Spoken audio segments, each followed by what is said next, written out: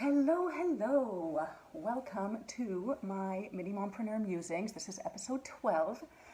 And I've just set up two little kids in front of the TV. And I am fingers crossed that we have a little bit of uninterrupted time.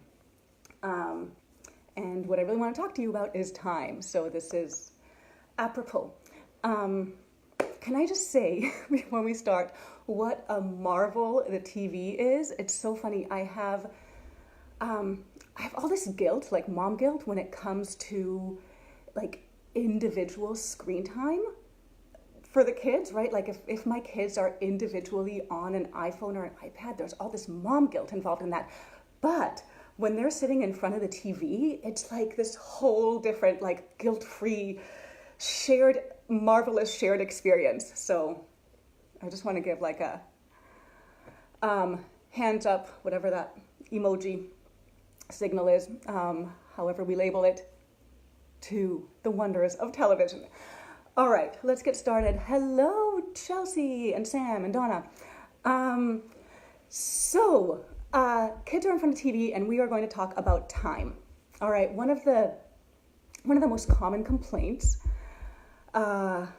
litanies by mompreneurs especially, is I never have enough time, right? I just never have enough fucking time to do all the things.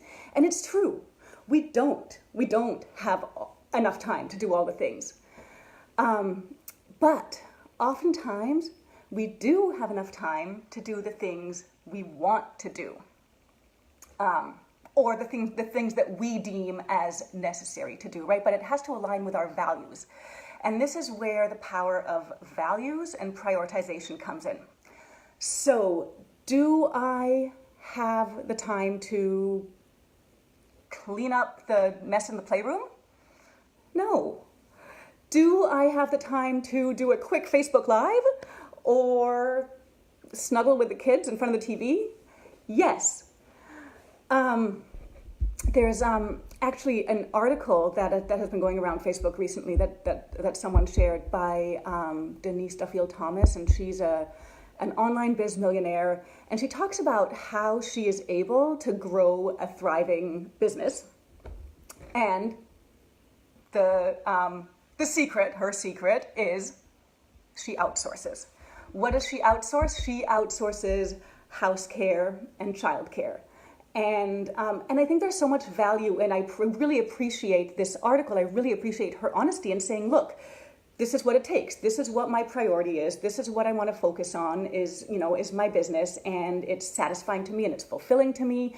And in order to do that, in order to have the bandwidth to do that, I need to outsource the things that I don't have time for. And so she talks about like all the help that she has. And I know not all of us are in a position to have all that help, but I think it's important to talk about. So she has two house cleaners, she has a nanny, and she has a housekeeper. Amazing, right? I mean,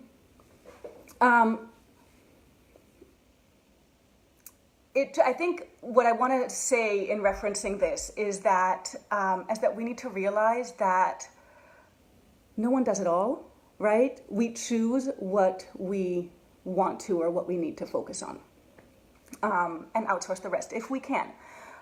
If, like me, you are not yet a millionaire and can't afford to outsource a whole lot, I think just simple shifts in perspective and reframes can go a really long way. So we can choose what to let go of. We can choose to declutter once a week as opposed to every day. We can choose to view the mess in the playroom as colorful and whimsical as opposed to an eyesore, right? I think oftentimes we feel like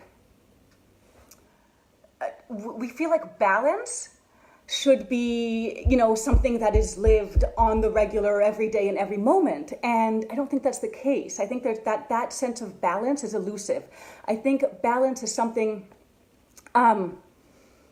is not something that we need, that needs to be contained in every moment of our lives. Balance in our life happens over years. Balance happens over time. It happens over seasons.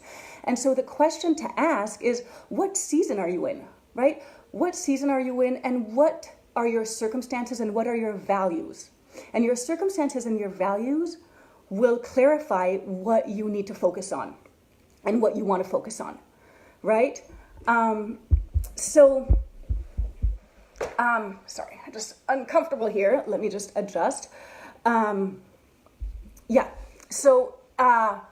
I said, a balanced life can happen over years, and it can be a season of this and a season of that. So I want you to think about, what season are you in? What are your circumstances, and what are your values? And next time you feel like saying, I don't have enough time, try this instead. X is not a priority for me right now. Or, I am making time for Y. And this is a biggie. This is huge. I want you to try replacing, it's just a simple shift, replace the phrase I have to with I get to. Try it right now.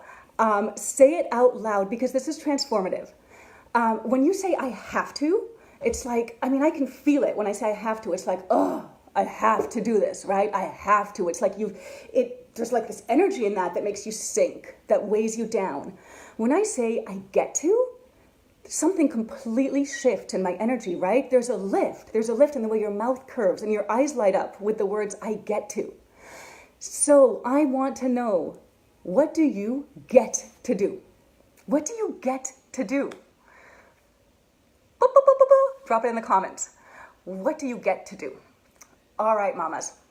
Those are my musings for today. Thank you so much to those of you who are watching live.